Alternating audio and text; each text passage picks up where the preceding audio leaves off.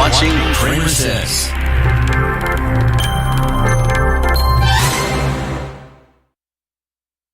Director Mike Pompeo, also a Fox News contributor. So let's go around the horn. Mr. Mike Pompeo, good to see you. Great to be with you. Let's start with you. This is big breaking news. What's your reaction? Big news. A great pick. He'll be a fantastic vice president and is prepared to lead America if that's what's called upon. And I was very confident that I didn't know who it was, but whoever it was would be better than the current vice president, and he has way hit that bar. I'm excited. I'm excited about the ticket, and I'm excited about what this means for America in the years to come.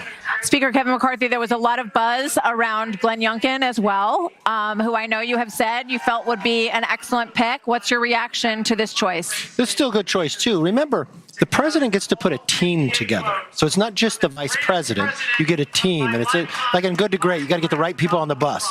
JD is going to really help him in Pennsylvania, especially right being that close to Ohio. JD picked up on, after being a Marine, he also knows the challenges when it comes to drugs. He knows what it is to rural areas get wiped out from jobs, kind of the American First policy. And he brings youth to it at the same time. So it's going to be a new approach coming in. He sure does. He's 39 years old, JD Vance.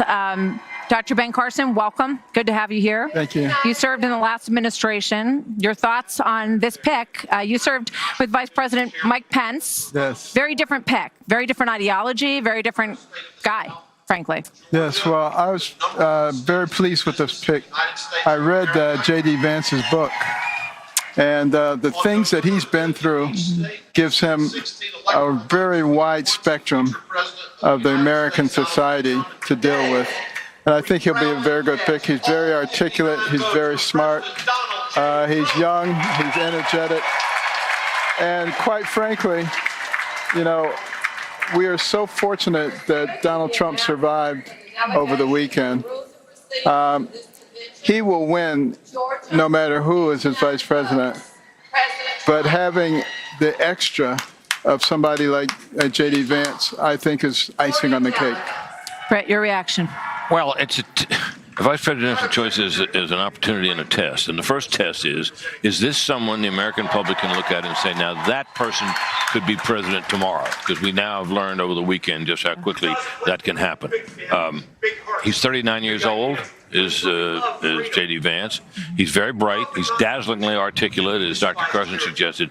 It's not entirely clear to me that people look at him and say, now that's a president, which is something you need. The other thing is, of course, what does he give the president in terms of appeal to voters that the president doesn't already have? Often these choices are made to unite a party. The president doesn't have to worry about that. This party's united behind him for sure. So the question I would have is, does J.D. Vance, with his sort of new Republican, new conservative profile, add anything for voters looking around to see what kind of a president President Trump would be? Not entirely clear to me that he does, but he's got a lot of talent. He'll run rings around Kamala Harris in any debate. Well, yeah, we'll look forward to that. Now we know what that's going to look like. I believe Senator Mike Lee is speaking right now on the floor. Yeah. I need you to move over just a little bit. Pursuant to the announcement of the delegation and rules and procedures of this convention, Utah, 40 votes, President Trump. Maryland, 37 delegates. Madam Secretary, my name is David Bossie. Maryland, the old line state, the 7th state to enter the Union, known for the amazing Chesapeake Bay and Blue Crab, and the United States Naval Academy. The home of Fort McHenry, the historic site that inspired the Star-Spangled Banner, and the home of the next United States Senator from Maryland, Larry Hogan.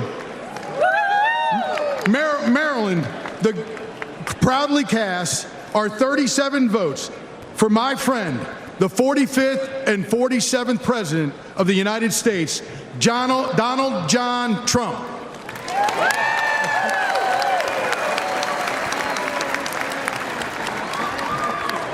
Pursuant to the announcement of the delegation and the rules Continue of our discussion with our panel. They are counting the delegates. They need to get to 12:15. You can see in the upper right-hand side of your screen. When that happens, that's going to be Florida. You know, they can do this in any order they want. And Florida is the President Trump's home state.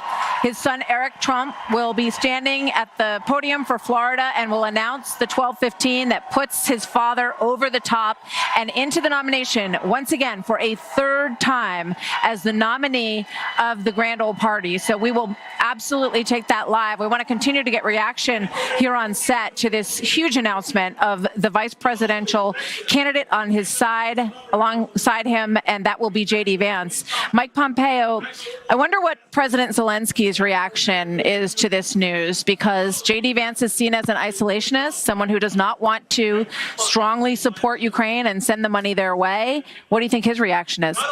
Look, I think in the end, President Zelensky understands that just as we did in our first 4 years, President Trump's first 4 years, we always put America first. And I think the vision that President Trump will have will continue to do that. Look, we all know $61 billion was an awful lot of money to provide to the Ukrainians.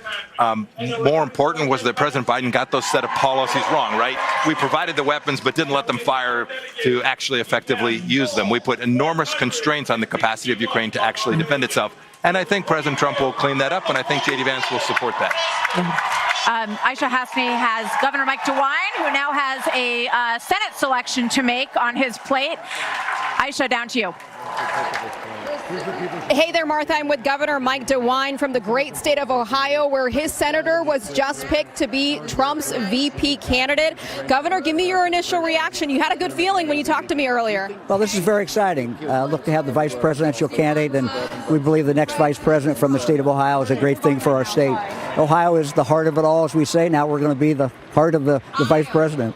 You said to me earlier that you were already looking for a replacement for J.D. Vance. You were already thinking about it. Did you just have a gut feeling that it might be him? Well, I said I was thinking about it. You got some names in mind, maybe. Look, I think it's much too early. We have races to win. Bernie Moreno, who's right behind me, running for the United States Senate. We're very focused on that race. We've got Supreme Court races in Ohio we're focused on. So we'll get to that after we cross the bridge, and that'll be the election. Tell Americans at home that maybe don't know very much about J.D. Vance. He's brand new to politics, a freshman senator. There's a big book out there about his story. There's a movie out there. But for those folks out there, middle-class Americans, that want to know what he brings to the table, what can you tell those Americans about him? First of all, he's the new generation. He's the future generation. I think that's very appropriate for the vice president. We've seen that happen many, many times throughout the history of this country. Second, his life experiences. He doesn't have a great deal of experience in politics. I think some people probably like that. But his life experiences are what I think are very important. He served in the military. He's someone who came from a very difficult background. He's risen. He's succeeded in everything he's ever done in his life.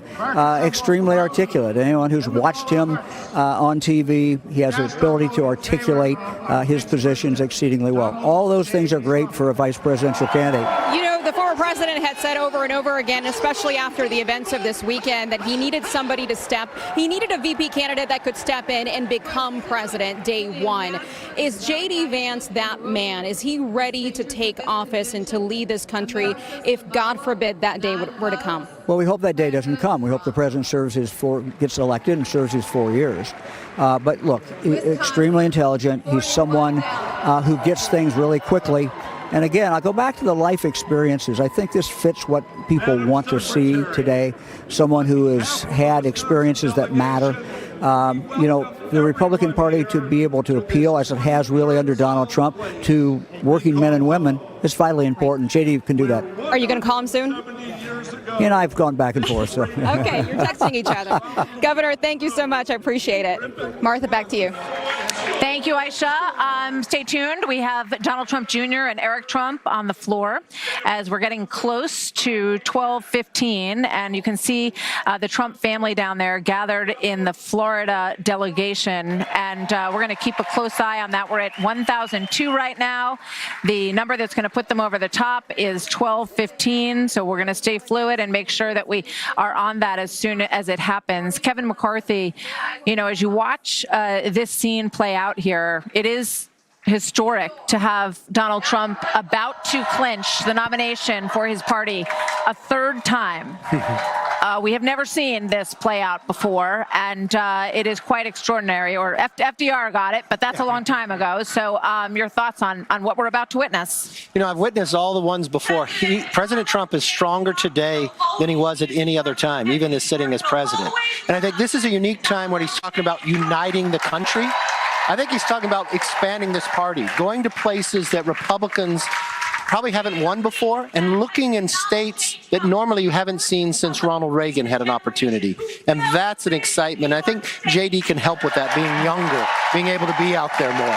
And it's going to be a combination. Let's go down to the floor and listen in. This is Elise Stefanik, and Florida is next. Let's just take all this in. 21st Congressional District, House Republican Conference Chair, on behalf of the 91 New York delegates to the Republican National Convention, we proudly cast all 91 votes for President Donald J. Trump.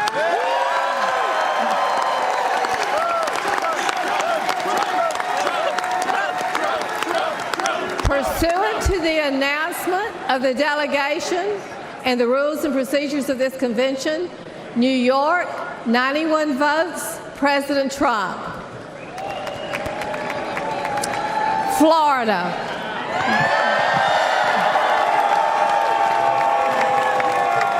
Florida, 125 delegates. Madam Secretary and everybody in this great city,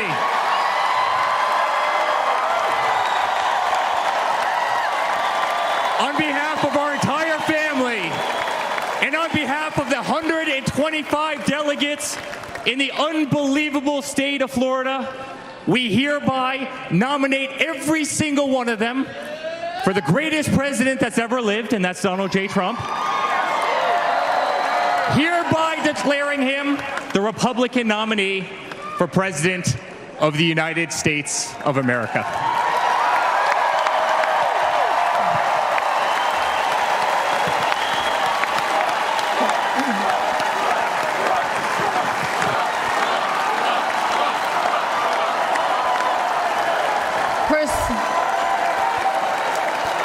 Pursuant to the announcement of the delegation and the rules and procedures of this convention, Florida, 125 votes, President Trump.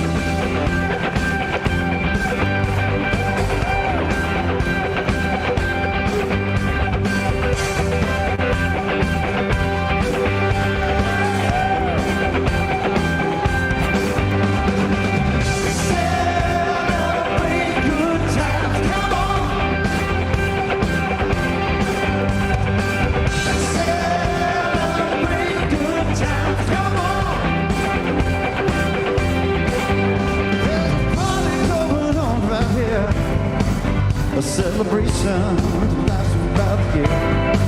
So bring your good time and your laughter too. We gonna celebrate your party with you. Come on. Celebration. We gonna celebrate and have a good time. Celebration. Let's all celebrate and have a good time.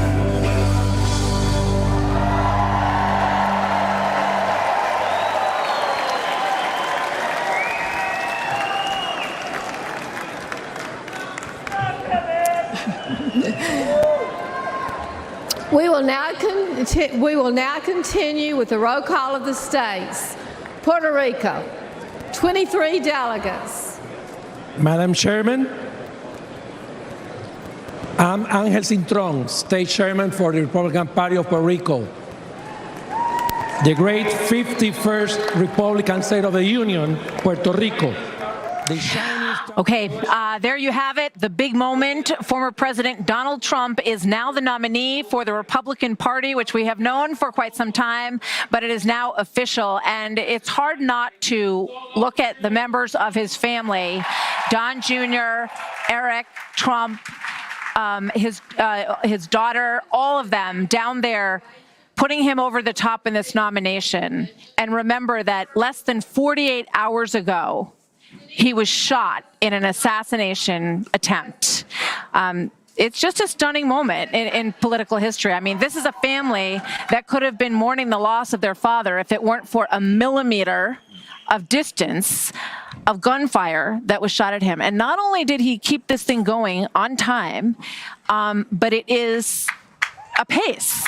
And it looks like will make an appearance here tonight. So, I mean, this is a moment that I think it's hard to not take in, given the events of the last 48 hours. Karl Rove, welcome to the table. Your thoughts? Well, he joins a very small group of people.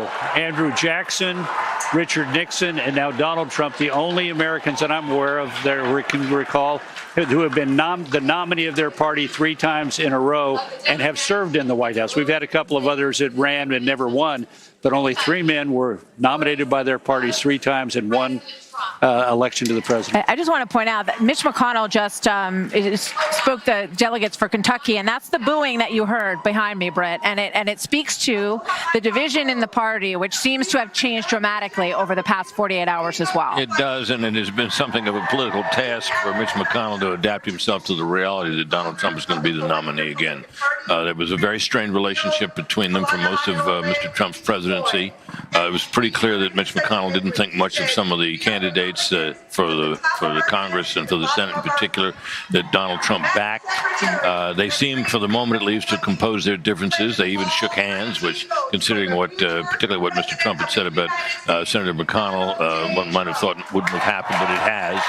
So, under the circumstances, the party seems to be about as united as we could expect, given a nominee who at one time was considered, an outcast almost within his own party, at least among the party establishment. There was an observation made, Mike Pompeo, about the shift in politics in Politico today, and it was talking about the fact that for a long time, Donald Trump unified the Democratic Party, and the Republican Party was divided over him. And that reversed over the course of the last 2 days. Now you have a Democratic Party that is divided over whether or not Joe Biden should be their nominee, and you have a Republican Party that has been united by what was almost a very dark tragedy. Yeah, Martha, I think that's absolutely true. Not only is the party divided about who their nominee ought to be, but it's divided about should we support Israel, how should we think about the economy. They are deeply divided on their policies as well. And I think the Republican Party, and we have diverse views. We've had diverse views inside of our party for an awfully long time. I think now we can see a clear path. I remember when I was elected for the first time in 2010, the big Tea Party class of 2010 when I came to Congress. It was another moment where there was clarity about how we thought about how we were going to take care of Americans. And I think President Trump has united us in that same way. There'll still be people with different views on lots of things, but we have a direction and a pathway forward that I think that will appeal to a large number of Americans come November of this year. Kevin McCarthy, I'm struck by the fact that one of the things that our reporting tells us was very important to former President Trump in terms of the VP pick was loyalty, and someone who could carry his movement, as he put it, forward. J.D. Vance was not loyal for a long time to the former president. He said some very unkind things about him, but then he sort of came around. And I always remember this moment during the Senate race where the president said, well, J.D.'s still kissing my ass. And I thought, can these 2 people find their way back together? But apparently, J.D. Vance has convinced him that he's loyal. J.D. Vance wouldn't have been a senator if it wasn't for President Trump's endorsement. So, I also think the president looks for a team. And the one unique thing about the president, there's a lot of people who have come back, who've been against him. There's a lot of people who have never been for him that have now found their way to be there. I've watched it in the donor community. I watched it outside. He's getting endorsements in the last 48 hours, people that have probably never endorsed a Republican before. And that's the uniqueness. And I think it's something special about the president, that somebody could have been against him, and he brings you back around. He puts you back. He wants everyone to love him, ultimately, right? The number one thing he has said in the last 48 hours is unite. unite this nation. And I hope he keeps it. This is about addition, not subtraction. This is about adding new people. We're going to talk about that a lot as that theme. The former president has said that he wants to talk about unifying this country. But, you know, we're in this moment still about this pick, and I want to stay here for a moment with you, Karl Rove. Is there a electoral advantage for former President Trump with the J.D. Vance pick, in your opinion? What does the electoral map look like, if impacted at all, by this choice? Well, I think it probably confirms that Ohio is going to be in the Trump column. But that really wasn't in doubt, was it? That was not in doubt. No, look, there are interesting studies of this. Political scientists have studied this. Since 1960 and Lyndon Johnson, there is no evidence that any vice presidential pick has a durable impact in bringing a state that you would otherwise not win, or in affecting durably over the course of the campaign, attracting certain elements. Democrats nominated a woman in 1984. They did no better among the women in 84 than they did in 80 or 88. What it does affect is the perception of the presidential candidate himself. Did he pick somebody who is seen as being capable of being the president in a moment of difficulty for a country? Ronald Reagan says, I'm going to pick my principal opponent in the primary, who was UN ambassador, director of the CIA, ambassador to China, respected member of Congress, successful businessman, and his ratings for leadership and competence go up. Reagan's do. John McCain picks Sarah Palin, iconoclast governor of Alaska, and his ratings go down for competence and leadership because people didn't say she's ready for the top job. So what do you think the impact is on Trump from this we'll pick, see. then? We'll see. I don't think it's going to be significant one way or the other, frankly. I mean, I think he's picked somebody that he thinks and the family thinks are going to be able to carry on his legacy in 2028. I don't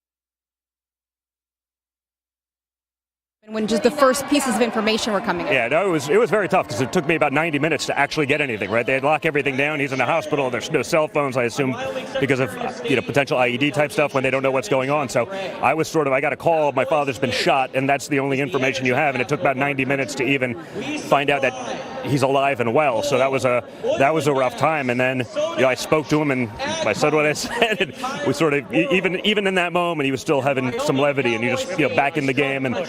It was incredible. It was actually a couple hours later when you sit down, you start reading it, you start seeing the videos, that's when it was like just the adrenaline dump hits, and it was different. It was a life-changing experience. There's a lot of scrutiny about the Secret Service. There's going to be oversight hearings on Capitol Hill. What do you think happened? Do you think something went wrong? Was he vulnerable? Listen, I know a lot of those guys, and some of them are incredible patriots. I had a Secret Service detail for 4 years, but I also know.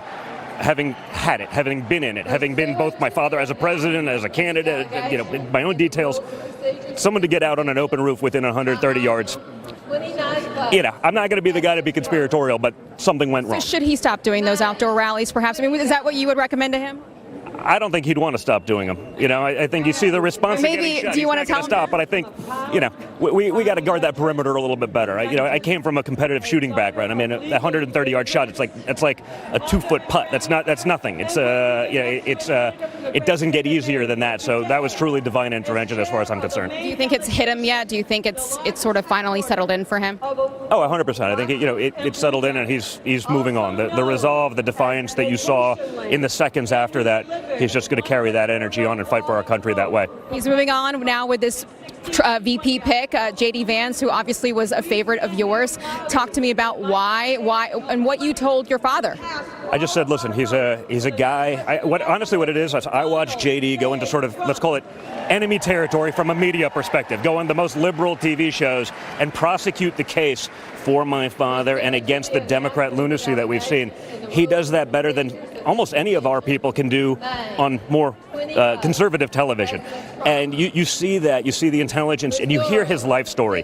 That's going to resonate. We have a very tough electoral college map. People are like, oh, it's over now. Nothing's over. It's not over. It's not over till the last ballots close on November 5th, and if the Democrats get their way, they'll drag it on till 2:30, 4 in the morning otherwise. So we have to stay in the game. He's a guy that can go to the Rust Belt, to the places like Wisconsin and Michigan and Pennsylvania and articulate that case. He's lived an incredible American dream story, and when more people figure that out, I think they'll see that I was probably really, really correct and sort of my choice. Do you feel like he can lead? There's been some criticism that he doesn't have enough political experience. He's a freshman senator from Ohio, not enough executive. Zero political experience. He led us to peace deals in the Middle East, the greatest job economy in the world, incredible prosperity for everyone with no experience. If experience is a marker for Washington, D.C. politics, it's a bad one. How many people do we see that chair committees that don't know what they're talking about only because they've been there longer? I can go through whether it's Maxine Waters or a bunch of the Democrats, they're in positions of power because they've had tenure, not because they actually know anything about what they're chairing. If experience in politics is anything, I don't think it's very important at all, frankly. Thank you very much, sir. Thank you. J.D. Vance is one of your... Hey, bud. Hey, what's going on, man? How you doing? All right, very interesting interview with Donald Trump Jr. with our Aisha Hasni down on the floor. And I think that so to hear Donald Trump Jr. speak about the attributes of J.D. Vance, who has been a controversial person within the party, I think in many ways, it's safe to say, in terms of his approach to Ukraine and his thoughts on Israel and his foreign policy experience, is central to, I think, some of those debates. But I think we should talk a little bit about this man. For people who are not that familiar with this freshman senator from Ohio, who clearly won over Donald Trump Jr., and he really prosecuted his case with his father and was successful in achieving that. It's interesting to remember that that former President Trump has said that he was so impressed with his son over the last several years, watching him get up on stage and prosecute the case of his philosophy, his political philosophy, the former president's political philosophy. And I think it's fair to say that that has rubbed off. He has, put stock in his son's perspective on this decision. Obviously, he made the decision himself, but I think it's interesting to note, that connection. But J.D. Vance of Ohio was elected to the U.S. Senate in 2022. 22. He's been an author of Hillbilly Elegy, a best-selling book across the country about his hardscrabble upbringing, about his grandmother, encouraging him to learn his math, his troubled mother in many cases, and parts of the story. He became an attorney, went to Yale. After high school, he went to the Marines. He was a Marine for 4 years after high school, and then he went to Ohio State. And then after that, he got his JD at Yale. It's a very, very impressive story of this young man from Cincinnati, now born in Middletown, Ohio. He is the father of 3 children. His wife is Usha Chilkuri Vance. He's a Roman Catholic and just a very interesting political figure. So let's go down the line and get your thoughts on a little bit deeper dive on this person who has made history today, Carl. He's made history, and it was made earlier that he won the nomination because he was backed by Donald Trump.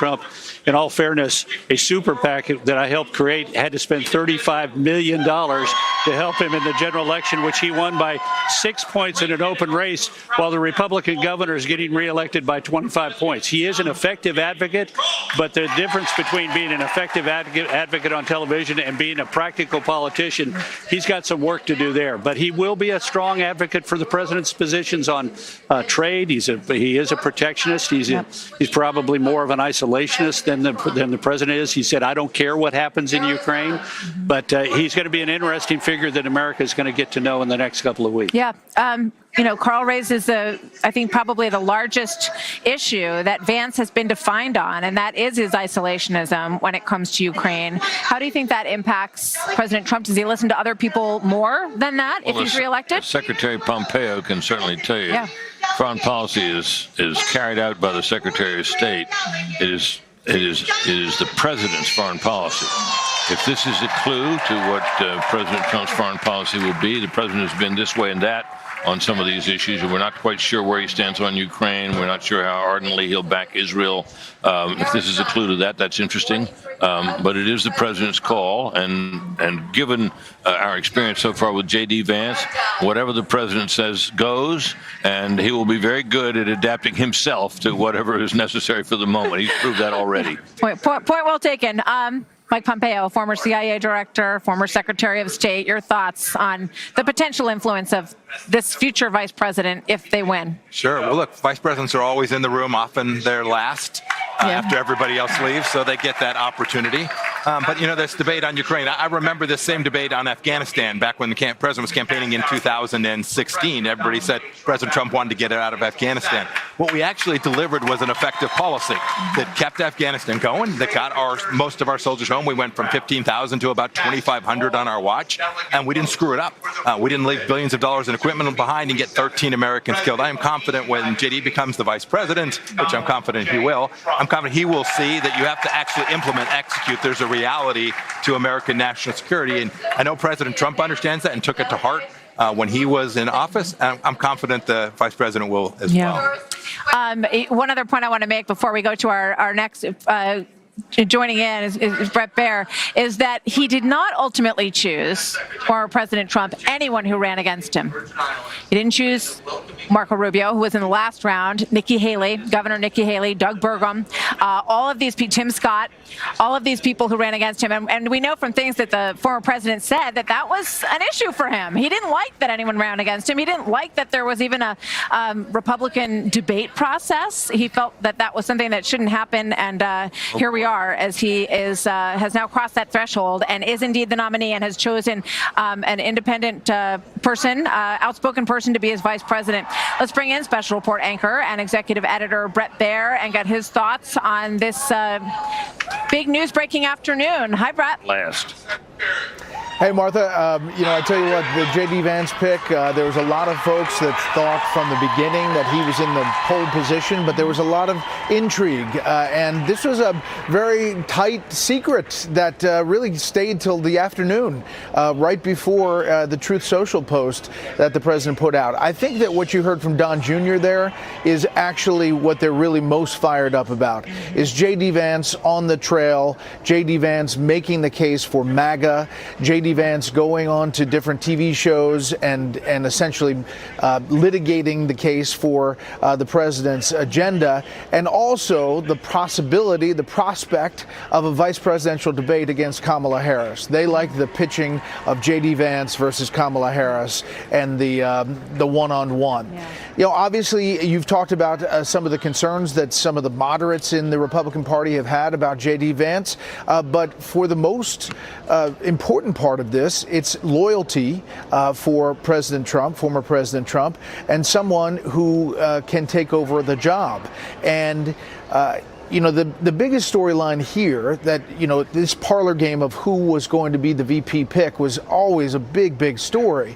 But the biggest story today is that this nomination is in the bag for former President Donald Trump, arguably the biggest political comeback that you can ever imagine from January 6th until this moment. And think about all that he has overcome to get to this nomination and where he is positioned currently in swing states and other places heading into November. Now, it's only July. We've got a long way to go, and already the Biden campaign is ripping the J.D. Vance choice with statements, etc.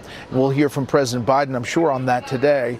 But right now, former President Trump is in the position where he's in the lead. It is an extraordinary story, Brett, as you point out. You know, 2 impeachments.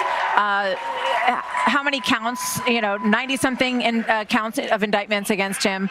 Another case dropped today. Let's go to Glenn Youngkin, the governor of Virginia, who's on the floor for Virginia right now. Let's watch. RNC is America's top place to do business.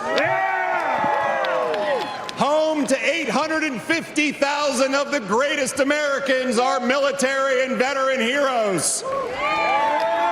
Home to Washington, Madison, Monroe, the first governor of the Commonwealth of Virginia, the voice of liberty, Patrick Henry, and home to Thomas Jefferson, who penned the most immortal words that we hold these truths to be self-evident, that all men are created equal, that they're endowed by their Creator with certain unalienable rights, and among them are life, liberty, and the pursuit of happiness.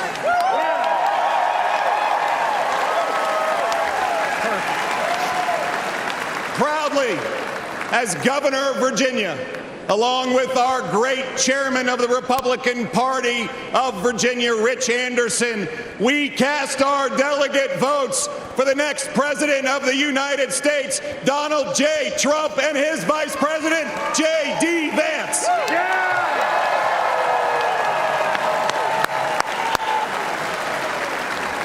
Virginia, 42 votes, President Trump.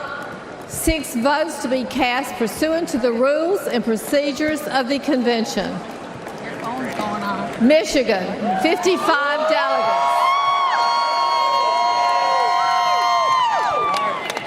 Madam Chairman.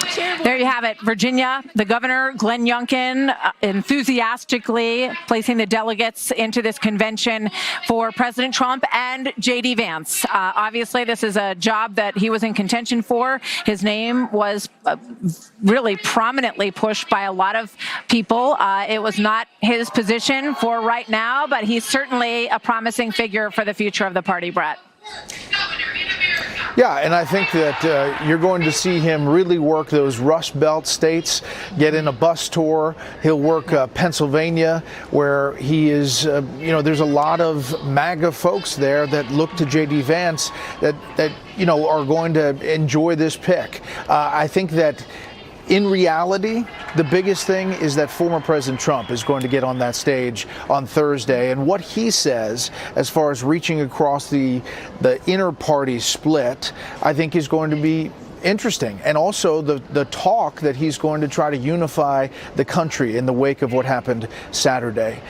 This pick is going to take a lot of oxygen in the media. A lot of people are going to dig into J.D. Vance, and there's going to be all kinds of talk about it. But in reality, it is former President Donald Trump and President Joe Biden head-to-head for the next few months. Indeed. Former President Trump said at one point along the trail, like, oh, the vice president doesn't matter all that much. And Karl Rove just laid that out in terms of the history of how it plays out. But for J.D. Vance, this is a huge day. And this is a 4-year term if it is secured by President Trump. So I think the vice presidential pick is significant for that reason as well. This will be someone who will be groomed in the party to potentially be the nominee next time around in 2028. So, Brett, thank you so much. We will see you later this evening. Look forward to it. So with me now here in Milwaukee, Outkick founder Clay Travis joins us, and the 5 co-host Jessica Tarlov, former House Speaker Kevin McCarthy, and former White House Deputy Chief of Staff Karl Rove. Great to have all of you with us. Welcome to Jessica. Good to see you in person. Clay. Great to see you in person as well. It is a remarkable afternoon for a number of reasons, and I am continually struck, as we all are, Jessica, that 48 hours ago there was an attempt. All right, we're going to go down to Aisha. She's working the floor, and we're grateful for it, and she's... You're watching the CramerSez Project. Global news with local views. From the halls of Congress, across the nation, and around the globe. You're getting the latest news and conservative views. You're watching the CramerSez Project. Global news with local views. CramerSez returns after this message from our partners.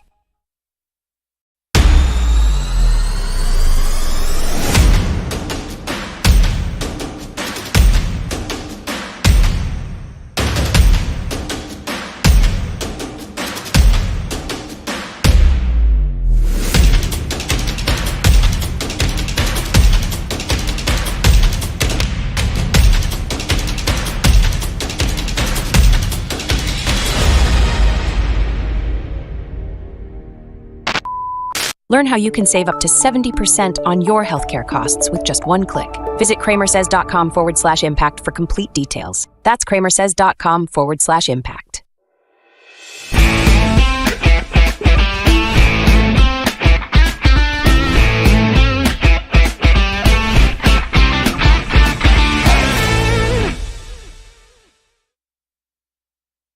What is Impact Health Sharing? Impact Health Sharing isn't insurance. It's a modern, affordable alternative to traditional health insurance, offering significant cost savings. Most members save 30 to 50% on healthcare costs. With Impact Health Sharing, you enjoy the freedom to choose any doctor without in-network restrictions. With an easy, hassle-free enrollment process. Plus, access telemedicine 24/7 with $0 provider fees. Call 844-827-2637 to learn how you can save 30, 40, even up to 50% on your healthcare costs. The CramerSez Project is back.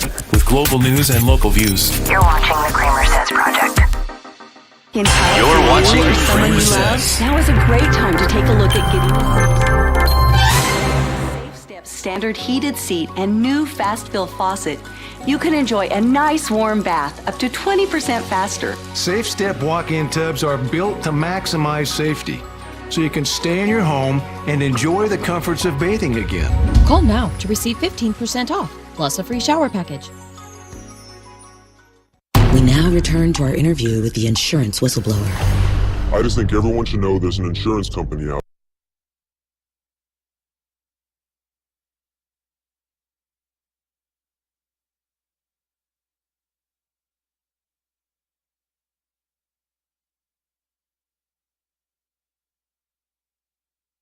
Bad. I thought I'd been calling attention to something else. You're watching CramerSez. Check it out. This thing's the best. No? Every day, more dog people are deciding it's time for a fresh approach to pet food.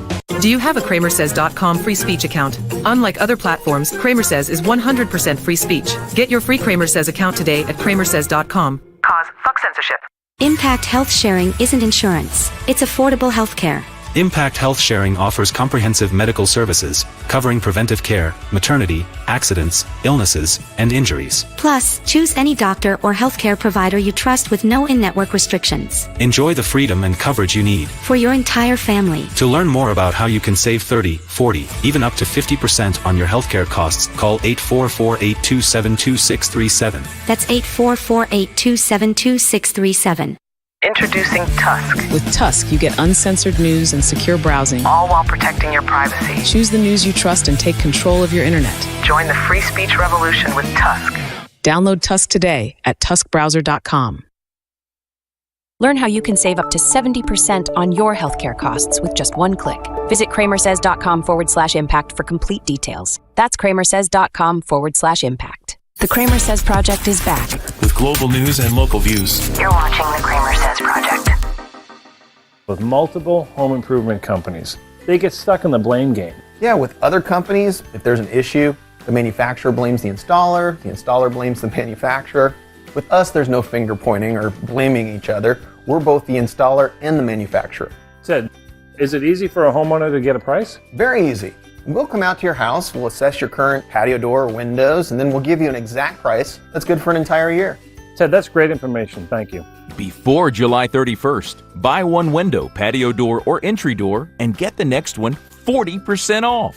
That's 40% off with a minimum purchase of 4. And our financing can help make this project more affordable with no money down, no monthly payments, and no interest for 12 months. This offer ends July 31st. For a free appointment with Renewal by Andersen, call 1-800-501-1400. That's 1-800-501-1400.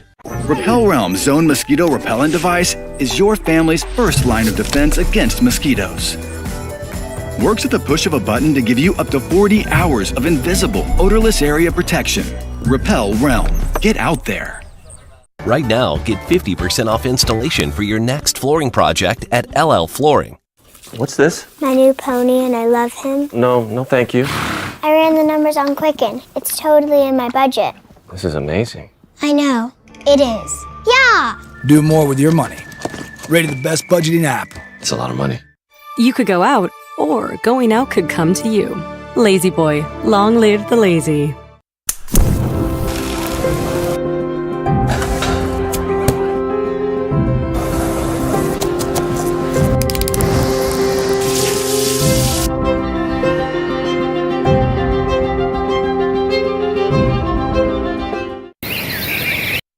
I'm Dr. Sanjay Gupta in Atlanta, and this is CNN.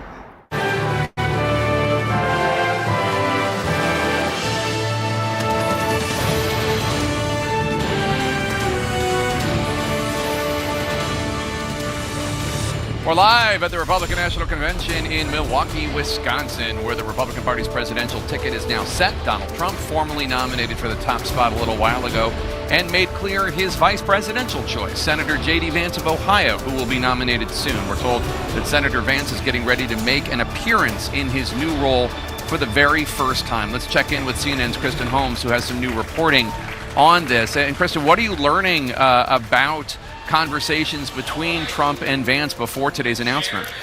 Jake, we are told that the two of them had a meeting at Trump's Mar-a-Lago home on Saturday before that rally in Pennsylvania and before that assassination attempt. Now, we did also report previously that in recent days, Donald Trump met with all of the vice presidential potential candidates that included Senator Marco Rubio as well as Doug Burgum. But the timing on Vance is particularly notable and critical given what happened later that day. Now, I am told by a variety of sources that he had not come to any conclusion at the end of all of those in-person meetings, but he had continued to waffle back and forth looking for all of the things that he had put on his list of a vice presidential pick, including things like chemistry and securing his legacy. Now, of course, he has officially named Vance as his running mate, but it is a notable timing given when that meeting occurred, Jake.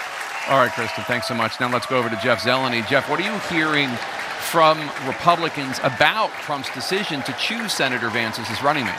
Well, Jake, here on the floor, even as Speaker Mike Johnson moments ago sort of tabulated the delegates here for President Donald Trump, he's announcing an escort committee, talking to a variety of Republicans here. There is no question there is excitement about the pick, but there's also questions. What does Senator J.D. Vance bring to the ticket?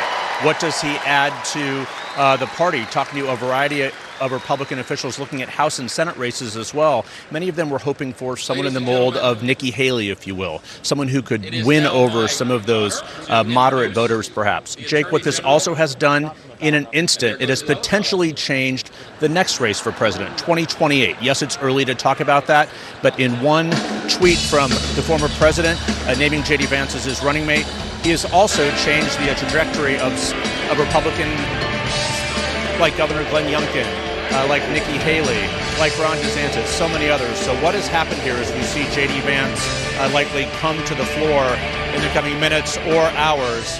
We are certainly going to see what is the future of the Republican Party as well. So yes, there's a bit of a divide between the grassroots and the elected class, but there is no question in this decision, Donald Trump is looking ahead beyond his presidency. Jake? All right, Jeff Zeleny, thanks so much. Let's get more insight from my panel. And already the Democrats, the Biden campaign is attacking this pick, saying that they picked J.D. Vance because J.D. Vance will do what Mike Pence did not do, and that is accede to Donald Trump no matter what the Constitution says. Well, there is no question that what we are already hearing from Democrats in addition to that, and we'll hear more and more of, are J.D. Vance's words coming back at the voters. Before he endorsed Donald Trump, and before Donald Trump endorsed him when he was running for Senate in Ohio, yes, he wrote the book explaining to America, the part of America that didn't support Donald Trump, what and who a Trump voter was, with hillbilly elegies. But he also was very, very dismissive of and had animosity towards Donald Trump. I mean, one example, he was on our show on State of the Union with me in May, right after or during the Access Hollywood, the Hush Money trial. And I asked him about something that he said after the Access Hollywood tape came out. And he said, fellow Christians, everyone is watching us. When we apologize for this man, Lord help us. He then deleted that tweet. Vance's response in May was, look, my view on Donald Trump, I have been very clear on this. I was wrong about him. I didn't think he was going to be a good president. I was very, very proud to be proven wrong. It's one of the reasons why I'm working so hard to get him elected. So that's his sort of spin on the change. But it is an example of what you just said, that he is somebody who very much in a 180 changed his tune on Donald Trump. And Chris Wallace, if you can hear me over the sound of Grand Funk Railroad, it is also going to be interesting, though, to see Kamala Harris versus J.D. Vance in a vice presidential debate. I actually look forward to that. Absolutely. It just is such a statement about where these two parties are and what they wanted to communicate to voters. You look at J.D. Vance, hard line on a lot of these issues, very hard line on some social issues. One of the things that the party talks about, and that I know that the Trump people want, is the idea of strength versus weakness, as they perceive the Democrats, masculine versus feminine. And J.D. Vance certainly, not to agree with their premise of the case, but that certainly is, J.D. Vance is right what Donald Trump was looking for, and a debate between J.D. Vance with his hardline views and his very much blue-collar background, although he did end up going to Yale Law School, versus Kamala Harris. Prepared because he is so new to politics. I mean, he just arrived on Capitol Hill a few months ago. So that was the criticism, and the campaign and the family are pushing back on that and saying, look, we'll get our father. That's exactly the same journey that he had when he came to Washington, and that's exactly why Americans and the Republican base elected him. Got it. Aisha, thank you very much. I know it's very loud there. As Aisha indicated, we might be seeing Donald Trump and his VP pick, J.D. Vance, shortly. In the meantime, I want to go to Jeff Kaplan, the Iowa GOP chairman, who gave an uproarious speech a few minutes ago. Jeff, good to have you. First of all, what do you think of this ticket? I think this pick is terrific. From an Iowan's perspective, Ohio and Iowa share a whole lot together. And I think having an Ohioan is second only to having an Iowan. And I think he is a perfect match for the populist conservative party that the Republicans now are. Absolutely a perfect pick, in my opinion. You know, a lot has been made of the way the president went about this, and maybe it had like a apprentice feel to it, but you first heard that Marco Rubio had not been chosen, then you heard that Doug Burgum had not been chosen, setting up the drama as to whether it would be J.D. Vance, the third of that shrunk group of candidates there. What did you make of the way the former president handled all of this? I think the way that Donald Trump handled this vice presidential selection shows the kind of president we're going to have. Methodical, making sure that he looks at every single solitary part of what we absolutely have in terms of a bench. So when you look at this and this ticket now, what's remarkable about it, Jeff, is that this is a candidate, the vice presidential candidate, who had been quite critical of Donald Trump. Yet Donald Trump, contrary to these ideas that he holds a grudge, didn't clearly hear. He is inviting Nikki Haley to speak at the convention. That also surprised a lot of folks. Is this a different Donald Trump to you, or the same Donald Trump you knew, or was this experience, a horrific experience that the world witnessed on Saturday, did it affect him? I think this is the same Donald Trump that we've always had, but this is a Donald Trump that now is putting to rest any doubt that we are a party that's unified and we are a party that is welcoming all elements of our party together. The fact that he's bringing in former foes is proof in part that our party will come together. There is nothing more important than removing Joe Biden from the White House and bringing Donald Trump in. He speaks our language. He speaks the language of Iowans, and he speaks the language of everyday Americans every day of the week, and this is what you're seeing in his vice presidential pick. Jeff, very good catching up with you. Thank you. Protect that voice. Joe Copeland, the Iowa GOP chairman. I want to go back to Aisha Hasni. Aisha. Hey, Neil, I'm with Congresswoman Kat Kamik, and I want to ask you, what do you think of this big VP decision by the former president, J.D. Vance? Are you surprised? Listen, I am so thrilled. As a millennial, the opportunity to have a fellow millennial serving as Vice President of the United States, this is incredible. This room is electric. People are energized. They are ready to elect Donald J. Trump and J.D. Vance and get them into the White House to get this country back on track. Kat, what do you think about people out there who might be looking at him? He's very young. He's a junior senator from Ohio. Not a lot of political experience like maybe his other colleagues in the Senate. Do you think he's ready to lead, especially after the events of the weekend, where it's really, it's a reality now that we have to all think about, and the former president has to think about that he needs a VP that could take over at any moment's notice? Well, as we've seen, our current president, Joe Biden, has had 40 years of experience in the Senate, and he isn't doing so great at the job. So maybe we get someone who has a little bit less experience in the Senate and a little bit more real-world experience, someone who served in our military. I think that he's going to do a phenomenal job. And I can't tell you how this feeling is right now with the energy, the excitement. People are ready for this turn, this chapter to change. So we're excited. What do you think the former president is saying to the Republican Party with this pick? I mean, we know that J.D. Vance will be able to energize the MAGA base. Yeah. Is this the direction of the party from here on out? Yeah, I mean, I think this is truly the we the people speaking. The base has been calling for a shift. No more of the establishment style, right? And we are just so rife with talent in the Republican Party right now. This, having someone who's a little bit more junior, someone who doesn't have as much D.C. experience, but a lot of real-world experience, as well as being a military man, this is something that I think the American people really want. And you're right, he will energize the base. I think that he is going to also be able to take on Vice President Harris in ways that others couldn't. So the dichotomy here is going to be stark. It is going to be incredible to watch, and he is going to be a total value add to the ticket.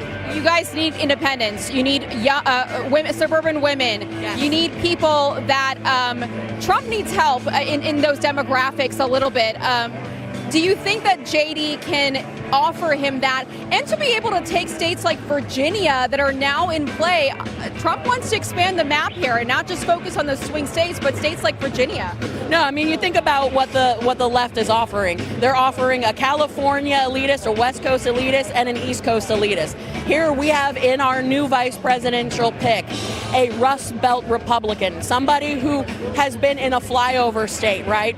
Not only is he going to bring that core blue-collar working class American vibe to the ticket, but you see where Trump is connecting with voters, with young women, with Gen Zs, millennials, suburban women. You see where there's so many people involved in the campaign and the effort.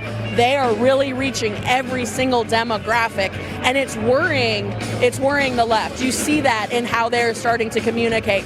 I think that they have a lot to be worried about, and the future is looking very bright for the Republican Party. Final question here. What kind of a message can we expect from the RNC this week? We know the former First Lady is calling on unity.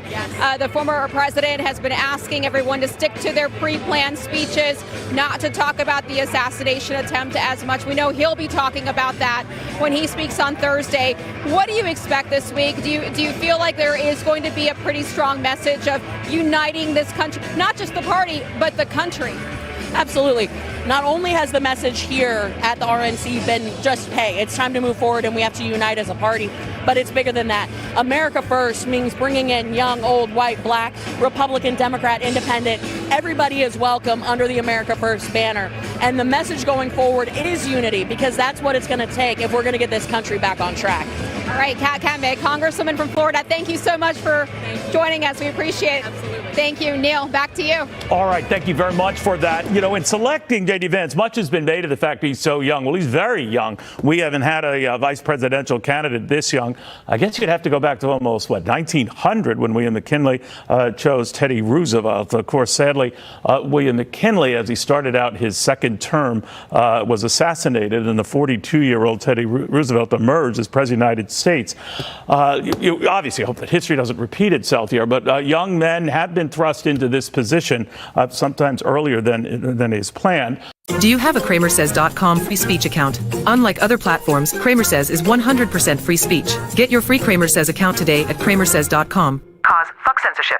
Impact Health Sharing isn't insurance. It's affordable health care. Impact Health Sharing offers comprehensive medical services, covering preventive care, maternity, accidents, illnesses, and injuries. Plus, choose any doctor or healthcare provider you trust with no in-network restrictions. Enjoy the freedom and coverage you need for your entire family. To learn more about how you can save 30, 40, even up to 50% on your healthcare costs, call 844-827-2637. That's 844-827-2637. Introducing Tusk. With Tusk, you get uncensored news and secure browsing, all while protecting your privacy. Choose the news you trust and take control of your internet. Join the free speech revolution with Tusk. Download Tusk today at tuskbrowser.com. Learn how you can save up to 70% on your healthcare costs with just one click. Visit CramerSez.com/impact for complete details. That's CramerSez.com/impact. The CramerSez Project is back. With global news and local views. You're watching the CramerSez